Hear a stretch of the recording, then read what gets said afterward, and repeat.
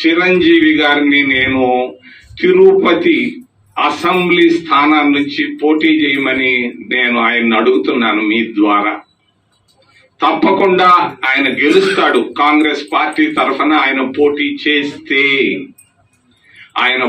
చేస్తే గెలవడం కనీసం 50,000 ఓట్లు తక్కువ లేకుండా నేను ఇక్కడ ఉండి ఆయన తిరగాల్సిన పని కూడా లేదు. నామినేషన్ వేసి వెళ్లిపోతే ఆయన గెలవడం ఖాయం. గెలిచిన తర్వాత ఆయన ముఖ్యమంత్రిని కూడా చేయడం ఖాయం అని నేను తెలియజేస్తున్నాను. చిరంజీవిని నేను ఆహ్వానిస్తున్నాను. సినిమాల్లో తిరుగుండొచ్చు, ఏమైనా చేయొచ్చు, కానీ ఇది రాజకీయంగా చాలా ముఖ్యమైన సమయం. రాబోయేటువంటి నెల రోజుల్లో చిరంజీవి గారిని నేను హృదయపూర్వకంగా తల వంచి నేను తెలియజేస్తున్నాను.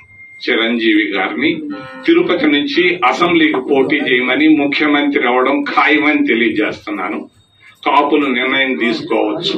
కాపులు ఏ విధమైనటువంటి నిర్ణయం అయినా తీసుకోవచ్చు. ఇది మహద్భాగ్యం, మహత్కరమైనటువంటి సమయం.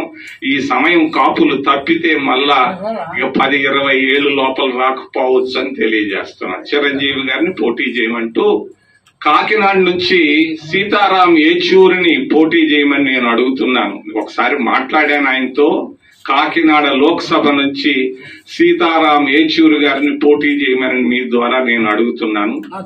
మరి అంతేకాకుండా నారాయణ గారు, సిపిఐలో ఉన్న నారాయణని నగిరి అసెంబ్లీ నియోజకవర్గానికి పోటీ చేయమని నేను అడుగుతున్నాను. వాళ్ళు అవునొచ్చు కావనొచ్చు, నేను పత్రికా మూలకంగా మిమ్మల్ని అందరినీ వాళ్ళకి తెలియజేస్తున్నాను. ఖచ్చితంగా కాంగ్రెస్ పార్టీ అధికారంలోకి రావడం ఖాయం ఖాయం ఖాయం. ప్రజల్లో గొప్ప మార్పు కనిపిస్తాం. అంతకుముందు లేదు. సడన్ గా ఎందుకు వచ్చిందో అనేది మరి ఇందిరాగాంధీ ఇందిరాగాంధీ ఇందిరాగాంధీ ఇందిరాగాంధీ అంటున్నారు. ఇందిరమ్మ రాజ్యం కావాలంటున్నారు. కాంగ్రెస్ ప్రభుత్వం రావాలని కోరుకుంటున్నారు ప్రజలు. చాలా మంది గమనించటం లేదు. ఆకాశం చూసి మాట్లాడుతున్నారు. హైదరాబాద్ లో కూర్చొని పలానా పార్టీకి ఇన్ని సీట్లు వస్తాయి, అన్ని సీట్లు వస్తాయి అని చెప్తున్నారే గాని వాస్తవం కాంగ్రెస్ పార్టీ ప్రభుత్వాన్ని ఆంధ్రప్రదేశ్ రాష్ట్రంలో ఏర్పాటు చేయడం ఖాయం ఖాయం అని తెలియజేస్తూ ఏదైనా ప్రశ్నలుంటే దయచేసి అడగమని నేను మిమ్మల్ని చేతులెత్తి ప్రార్థిస్తున్నాను.